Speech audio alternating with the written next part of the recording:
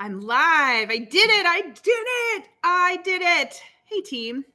It's JT. Happy Wednesday, middle of the week. Welcome to Office Hours. This is the live streaming show where we answer your career and job search questions, basically anything related to career in real time. So glad to have you here today. I don't have any special agenda to talk about. I'm just going to be taking your questions. So all you have to do is put the word question in the chat. So take the word question first, all caps, then write your question after it. That way, when you're all talking to one another, I can figure out where the questions are. And also, I do my best to answer them, all of them, and in order, but it doesn't always work that way. That's the challenge with live stream. So please understand, I can't always answer every question, but we do try. If you want every question answered, you know what to do. You know what to do. And I'm going to tell you what to do in a little bit. But until then, I'll wait till everybody gets started. Meanwhile, I'm going to give a shout out. We've got Sylvia here. Who else do we have? Chinwe. Hey, Ada. Lots of people jumping on today. Good to have you all here. Hey, Todd. So the thing that I want you to think about today, as I'm waiting for these questions to pile in, is how you're going to gear up for 2019 with respect to your career. Yes, I'm doing it. I know it's not even Thanksgiving yet. And I'm already talking New Year's resolutions. And we know that the majority of people, they don't make their New Year's resolutions a reality. And I want to change that, especially if your resolution or your desire is to improve your career in 2019. So if that is something on your agenda, here's what I need you to do. I need you to subscribe to us right now, this channel, and hit the little notification bell.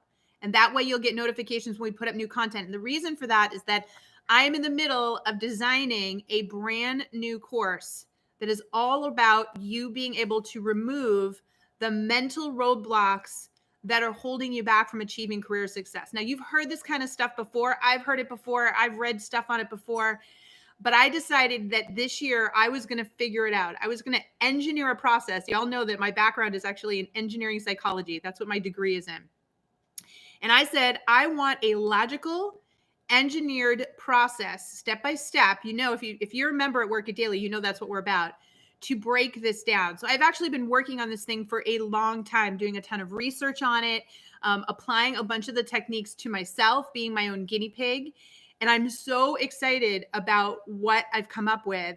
And this is going to be something that I'm going to be doing in January. So for a month in January, it's a 4-week course. I'm going to be hosting inside our platform. It's going to kick off that first full week in January. So if you're a member of our program and you want to learn more about that, you will be able to be a part of this class that I will be teaching on how to remove the career roadblocks that are sitting in here. I'm going to show you how to identify them, how to isolate them, and literally surgically remove them and replace them with the right things so that you can get the results you want. I know that sounds crazy, but it works. And I'm really excited about it. So just wanted to share that with everyone here. If you are already thinking about 2019 will be my year, the holidays are coming, JT. I really can't do anything about my career right now. I'm just going to stay at my job. I'm going to deal with it. You know, when January comes, I'm going to get started. How many times have I heard that before? Well, this time there's going to be something that you can do. And it's going to be this very special class with me that will kick off in January. That doesn't mean you should wait around to join us. Why not get inside the program now and start working on your career tools? Let us show you how to optimize your resume and your LinkedIn profile and your cover letters and create an interview bucket list. Let us help get you going so that when you take this class with me in January, you are like, you know, gas pedal down and ready to go and, you know, catapulting this thing right out of the gate, right? So no need to wait. Come join me now at Work It Daily. Start learning what you need to learn so that you can take advantage of this class I'm going to teach in January, okay? All right, enough on that. I see lots of people are now here. Shout out Susie, David, Mary, Loretta, Bonnie, Miss Rose, everybody's here. Wanda, Michelle, Judy. Excellent. I got my first question of the day here. Let's see. It is from Kirby. Hey, Kirby. Kirby says, diversity information. Is there a rule of thumb of how much we should answer it or not? Yeah, that's a great question. So you will see a lot of times now companies will be asking you about diversity, and it's optional whether or not you want to answer it or not. I would tell you in this day and age, if you are a diverse person, meaning you fall in some of those diverse categories, absolutely answer yes. You know, why not? If you're not, you know, and we know what those are, then you can leave it blank if you want to. It's not going to affect you negatively per se if you don't fill it in. The way it does help you is if you are in fact diverse and claiming it. So that's the basic rule of advice there. You don't need to fill it out if you don't want to, if you're not diverse, but if you are diverse, I would absolutely claim it because it will work in your favor. Okay? All right, great question. Way to kick it off. Remember, put the word question first, folks, or I can't answer it for you. Bonnie says, how to approach the resignation in the interview. I was employed when I applied. Okay, so the person applied for a job, got an interview. Now at the interview, they have since left the job they were at. They resigned from the job that they're at. Well, you're going to have to explain why you chose to resign without a new job. So that's a very important process you need to take yourself through. One of the things that we teach you inside our program at Work It Daily, we actually have an entire course called Fired to Hired. And it's not just for people who have been fired. It's for anybody that's quote unquote between jobs. I don't like to say unemployed. I think that's a bad term, between jobs, because every job's temporary, folks, and there will be gaps. So don't beat yourself up. Unemployed is a negative term. Don't use it. But when you're between jobs, then you need to understand how to explain that. And this course walks you through our methodology, which is called Experience, Learn, and Grow. And this is a foundation principle of how you craft all of your answers. So here's what I experienced. Let me stick to the facts. Let me be objective. Here's what I learned from the experience. And here's how I'm going to apply it going forward. Here's how you, the employer, is going to benefit. And that's really the point there. So I don't know the specifics around your resignation, but I can tell you that this employer is going to want to understand what was so compelling that you felt that you needed to resign. What did you learn from this experience? Meaning, how will you make sure you're not in that position again, like at their place, right? And why are you so excited? Why are you already sure that it's going to be a better experience at their place? What's different that you've observed about them? What have you learned, again, that you can apply that makes you say, this is where I should be. This is how I know this is the right thing. And this is how I'll make sure it's the right thing so I don't go through that again. Okay. So there's obviously more specifics around that. For any of you that are in that situation and you're going, great, JT, but I don't know how to write that, that's why you should join us. That's what people do. So when you join our Work It Daily program, if there's a question that's really stumping you in the interview process, it kind of goes back what I was saying earlier, a career roadblock. You need to learn how to isolate that and rewrite the narrative in your head and commit to it and get comfortable with it so that when you go in these interviews, you can answer that question with confidence. Because I'll tell you right now, body language, facial expressions, all that's dead giveaways. You can say one thing, but they're reading another in your total style of communication. So you've got to get comfortable, committed, and feel really good about what you're saying about that situation. And if any of you out there are struggling with a situation from your past and you feel like that's tricking you up in interviews, you should get some help, whether it's with us or somebody else, but you really need help. Okay. Because until you really fix that, you will not be able to move forward. All right. So moving on. Let's see here. Miss Rose says, how to adequately explain gaps in employment on your resume. So first of all, unless a gap has to do, let's say you have an extended gap, folks. Maybe you took care of a sick relative or you stayed home to raise children, something like that. Anytime a guy or girl has a gap like that, it can make sense to put a line item in there. And, it's very simple. It's very factual. What was your role and how long did you do it? And sort of what were the quantifiable accomplishments that, happened during that time. If your other gaps are simply, you lost a job or you quit a job and it was between that and your next job, you can't really put anything in there. And so what you're going to have to do is step back and look at the bigger picture of your entire career story. This again circles back to this idea of the career narrative, which you're going to hear more and more and more as I lead up to my big launch of my course in January on this. You've got to look at the narrative that you're telling yourself about those gaps. Obviously, you're here, Miss Rose, because you feel those gaps are working against you. So there's a story you're telling in your head about why those gaps exist and how they're being interpreted by employers. You've got to get that out of your head and reorganize. Like I said, you've got to surgically remove the stuff that you're telling yourself, and then you've got to get to a place where you're comfortable. Now, one thing I will tell you, and this is, again, something that we work on a lot with people inside Work It Daily, is the accountability factor. And I'm going to be writing an article about this soon because I had a big aha moment recently about accountability. Anyone that's ever worked with me as a career coach over 15 years now, I've been at this, knows that I'm about accountability because I know in the HR and the recruiting world that if you are interviewing with me and you don't take some accountability for a situation, I don't trust you. I don't trust you. Because everybody has to take accountability for their actions. Actions create reactions, vice versa. So you might say, but I didn't do anything wrong, JT. I'm not saying you did anything wrong. I'm saying that certain actions that you took led to certain outcomes or certain actions by others that maybe you're not happy with, okay? That's taking accountability for your actions. And let me tell you something that, again, I had this big epiphany recently. When you take accountability, you set yourself free. Listen to that again. When you take accountability, you set yourself free. What do I mean by that? Well, when you are blaming others, when you're making excuses, or when you're angry and in pain and you feel like I don't have a choice, it wasn't my decision, this wasn't my fault, okay? You're trapped, my friends. You're trapped in a place that's super negative and very emotional. When you flip the switch and you take accountability, when you step back and go through the cathartic process, because it really is, of looking at this objectively and saying, okay, and I did this and I did this and this caused this and I did this. I own that. I own it. It happened. It's in the past. You free yourself. You know why? Because you get to say, okay, now I know what not to do again. Now I know how to do it differently. I've learned something. I've grown. Accountability will set you free. It sets you free. All of a sudden, you're not beating yourself up anymore. And again, don't assume that accountability is you admitting blame, is you saying diminishing that the other person did something wrong. You're not. You're not. You're simply setting yourself free. So I go back to this question and say, I don't know why you have the gaps in your resume. I don't know what's going on, but I do know they bother you, which means there's a negative narrative going on in here. And I do know that the solution to opening the doors and setting yourself free of this problem is to take accountability. Okay. And that is what we teach you inside Work It Daily. So if you're interested and you're not a member, folks, you're going to see information today on how you can join us. And we always give people who come live to our session on Wednesday, they're investing in themselves. We want them to keep investing in themselves. We give you a discount.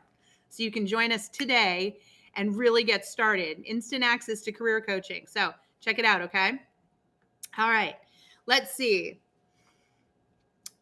Cheryl says, hey, Cheryl, what are your thoughts when a prospective employer asks you to write them a sample blog or present a topic to them as part of the interview process? Should we ever have concerns about this?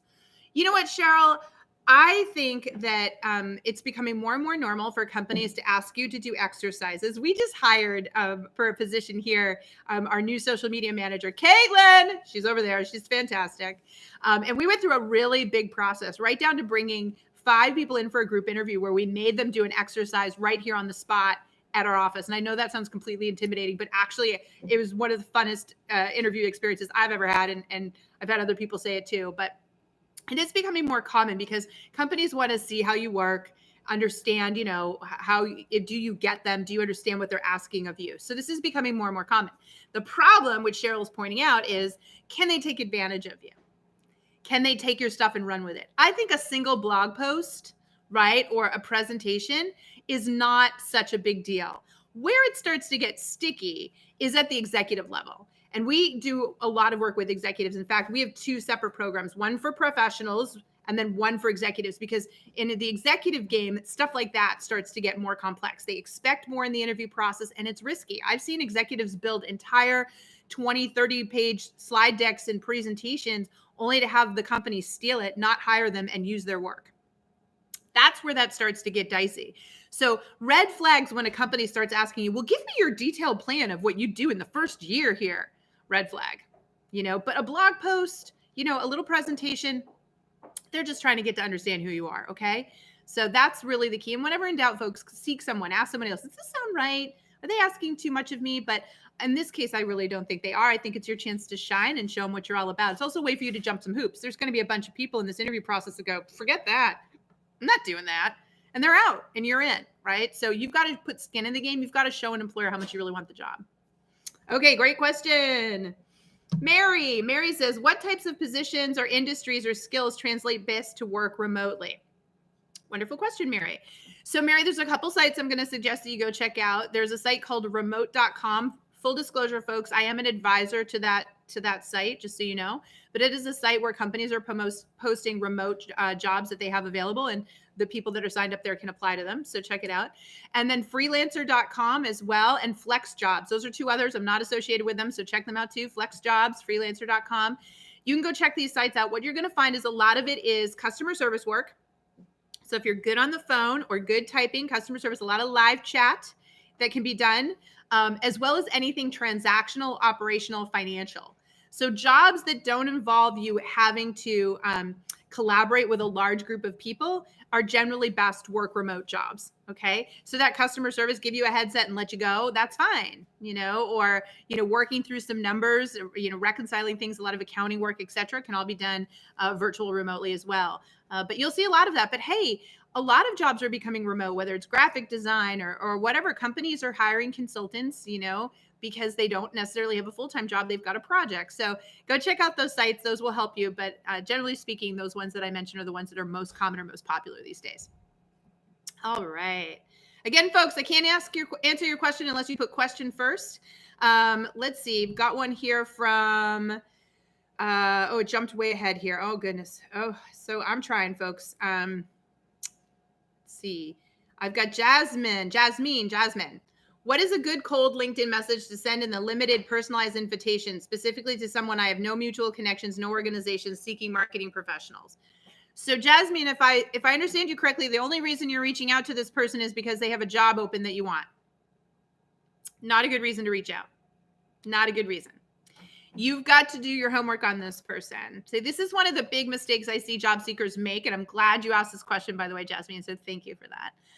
When you come into the Work It Daily program, one of the first things we do is we slow the roll. We pump the brakes on this idea of you blasting applications and reaching out then and connecting to people and saying, hey, I see your company is hiring for a marketing job. Can you introduce me to the hiring manager? You don't want to do that. And if anyone's ever misinterpreted advice that we've had around that, it's not true. We suggest you do your homework first.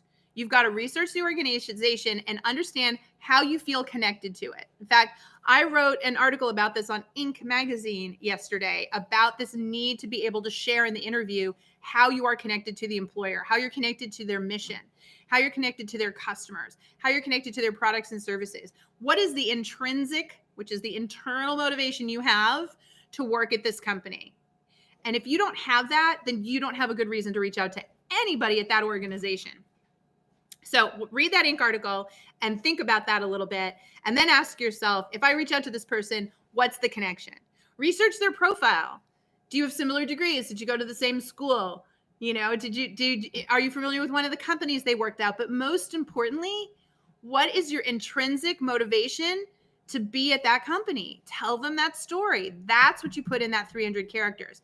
I'd love to connect with you and share with you why I'm such a big fan of what XYZ is doing or why I love their customers. That's going to get me to go, okay, I'll connect and find out more. That's how you're going to be able to prove it. And the other thing I'm going to tell you to do is that take a look at your second line connections. I don't think people do enough due diligence. They don't look and say, okay, this person at this company, I'm second line connected to them on LinkedIn, not third. Third means you have nobody in common. Second means somebody that you're connected to is also connected to them. So that means that person could introduce you. And people do not leverage this enough. You've got to reach out to your second line connections and say, hey, Amy over at ABC Company. I would really love to meet her. Here's how I feel connected to that company and why I'm interested in them. Could you pass that along? Could you get me in the introduction? That's always going to improve the chances that somebody will connect with you as well. Okay? All right. Great question, Jasmine. All right, Sylvia. I once asked an interviewer, what are the company's biggest challenges and what skills or experiences are their teams lacking and she's looking for? She didn't answer. Is that a red flag? I don't think it's a good thing. I don't know why she couldn't answer that question. If she reacted kind of like, how dare you ask me that question? Challenges. We don't have any challenges. Then yeah, that's a problem because every business has challenges. You reach new level of success in your company and a new set of challenges crop up. This is the game of life. Game always has challenges. That's what makes it exciting and fun. So I might worry that way. If this person felt they didn't have any, that's a big problem. But the inability to answer it, yeah. And her reaction to your question, maybe if you want to do any self-reflection, Sylvia, think about how you asked it. Did you ask it in a positive tone or did it sound a bit more accusatory? I mean, you can always try to improve in the delivery of that question, but all in all, if somebody doesn't want to answer it, either they don't know the answers, that's probably a concern, or they don't want to, or they don't think they have any problems. Those would all be signs to me that maybe something's up. All right. Let's see. Cynthia says, I have made it to the final interview. Yes, Cynthia, with a highly competitive company. They have selected with Big Four consulting experience, candidates with Big Four consulting experience, which I don't have. How can I get to the finish line? Okay. Sorry, I read that funny. Cynthia's in the final stretch for this awesome job. All the other people have Big Four experience. Big Four. In case you're all wondering, that there's the Big Four, the four biggest organizations known for that kind of work. Cynthia does not have experience in this. So Cynthia, my first question is, how the heck did you get there? How are you in the top? Cynthia, here they are, focused on Big Four. And you know that that's a safety net, right? If I hire somebody from the Big Four, I know they were classically trained. I know that they know this information. And yet here's Cynthia sitting close to the finish line.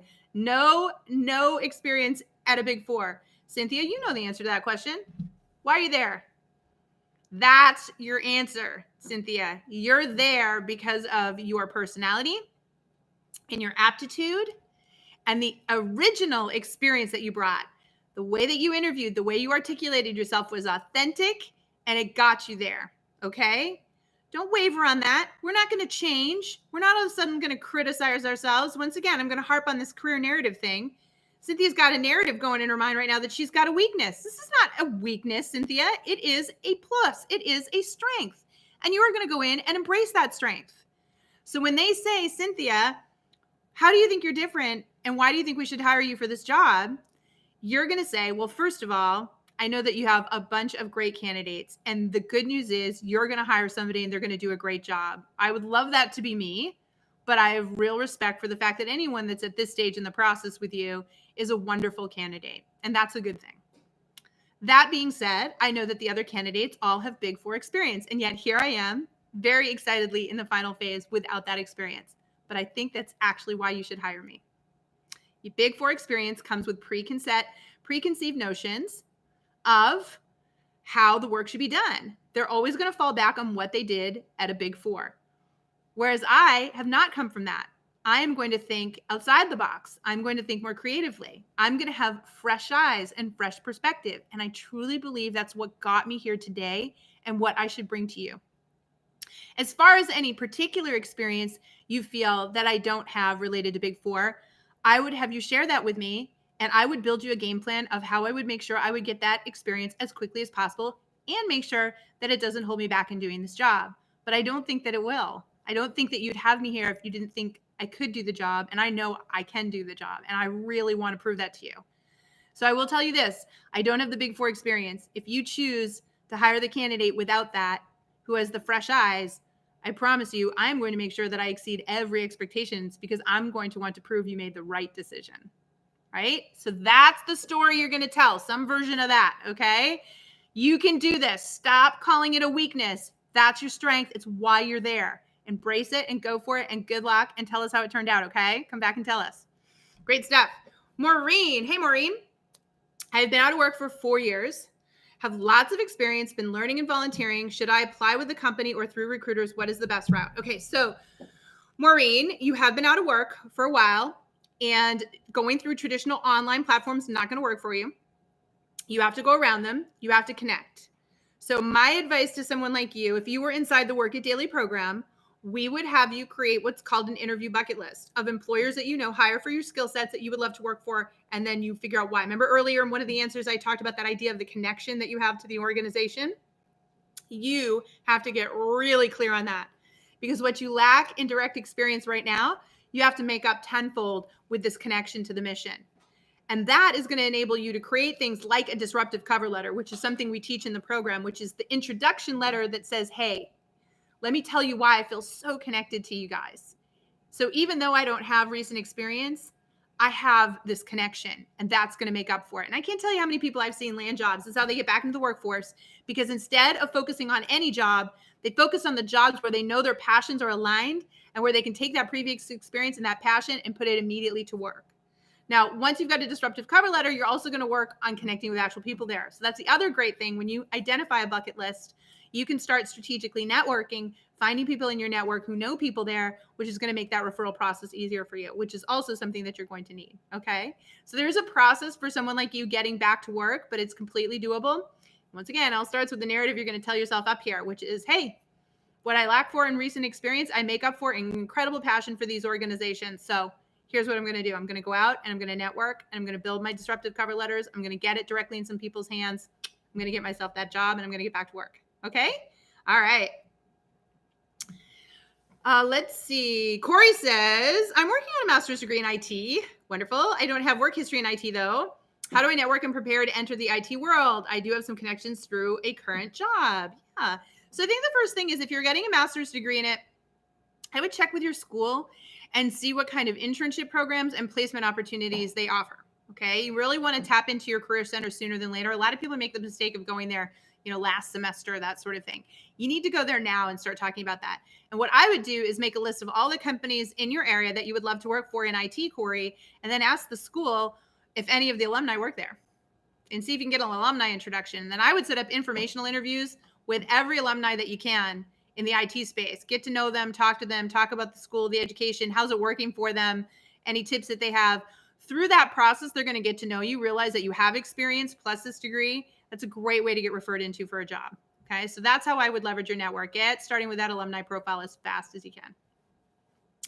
Jeff says, what makes sense to list in the LinkedIn headline if you were actively looking and not currently working? Well, definitely not that. And in fact, I'm glad you asked that question, Jeff. I feel like I have to remind people or answer that every week. I wrote an article about this.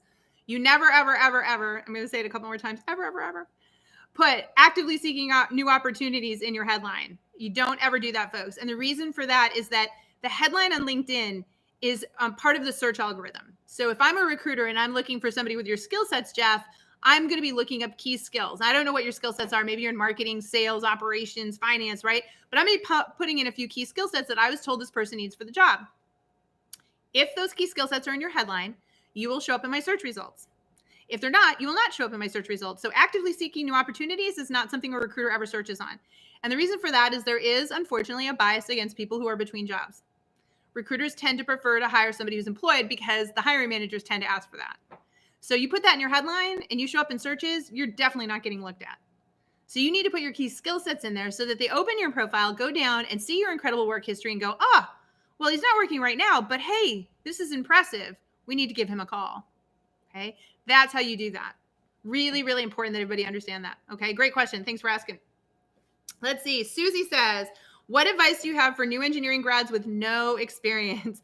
You know what, Susie, I'm going to give you the same advice that I was giving a couple questions ago, which is alumni. You are still in school or recently graduated. You go to your alumni center, you go to your career center and you say, there are 20 companies that hire engineers like me. I want to know if we have any alumni that work there. Can you help me get an introduction? And hopefully they'll introduce you. And if they can't, you're going to reach out on LinkedIn and say, we've never met, but I just graduated with the same degree as you from the same school. I'd love to chat with you and understand what you think it takes to be successful in the working world today. People love to help new graduates, especially from their universities. So you're going to reach out and do that. And you're going to conduct informational interviews. And guess what's going to happen? You do enough of them and you ask them to keep introducing you to people so you can start to build your network. Someone's going to say, hey, let's have her talk to the hiring manager. But you've got to really know how to do good informational interviews and you've got to set them up. So if you don't know how to do that, get some help in that area. That's an area that we do a lot of work on as well inside Work It Daily. We have a whole video dedicated to how to conduct a successful informational interview. It is important that you know how to do that. But I'll tell you, if you do it well, you will be able to get referrals and recommendations, build out a network, maybe find a couple of mentors, which would be great, and certainly get a job. All right. Kathy says, can you recommend a path to start to find a job where my aptitude is bridging two disparate areas? Disparate. I can't say that word right. Sorry about that, Kathy. I can explain research clinicians and clinical info to research scientists. So I think, Kathy, the first question is, if you can conceive it, it can be done. My question to you is, who's doing that now? That's the first question that comes to mind. You're looking at these two things. Who's doing that now? Why is there a need? You certainly see a need because you have skills in both these areas. Where's there a need? And have you validated that that need exists? So in situations like that, I'll have somebody go find, again, this bucket list of companies, go find 10 companies where you think this problem exists, and then reach out to somebody at the higher level, management level, and say, can I interview you? I want to interview you for some research that I'm doing. I'm doing some research that I feel this needs to exist. Do you ever run into this problem? Can I have a conversation with you and find out how you solve it? How do you get these two sides to talk to one another? What could be improved? What are you looking for? And then that way you're not asking for a job. You're asking for answers about what that job might look like. It's a totally different conversation than one that people are more comfortable having.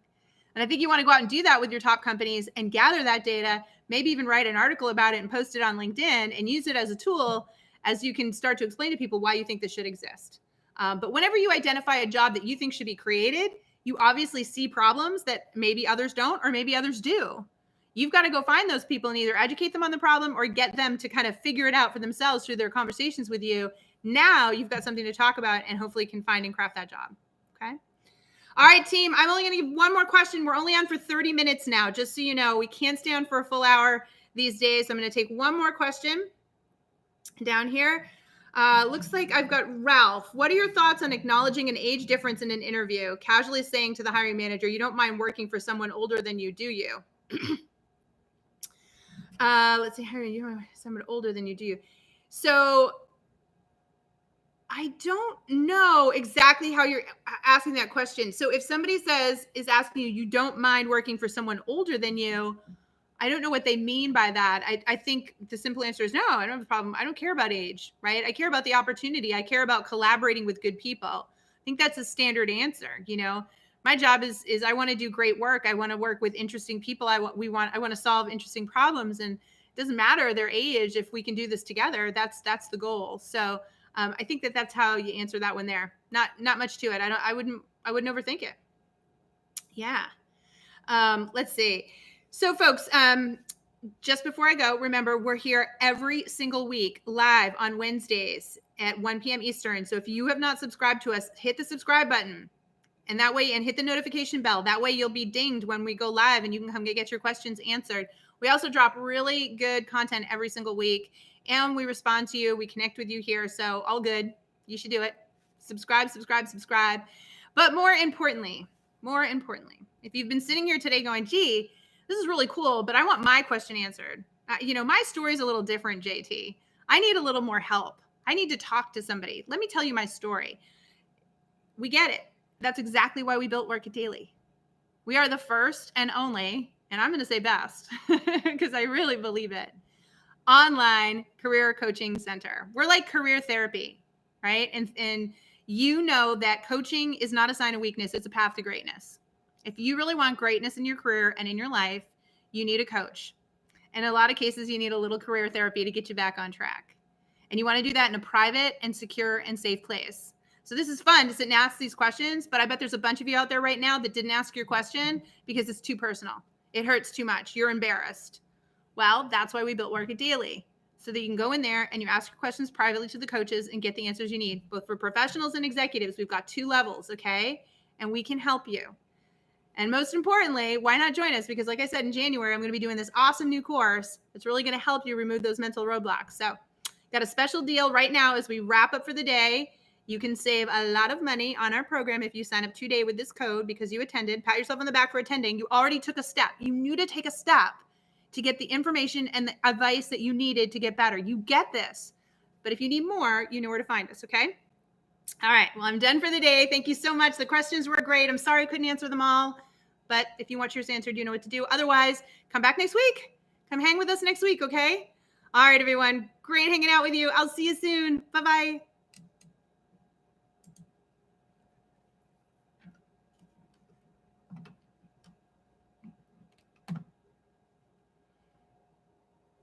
Now, no one can criticize Ariella for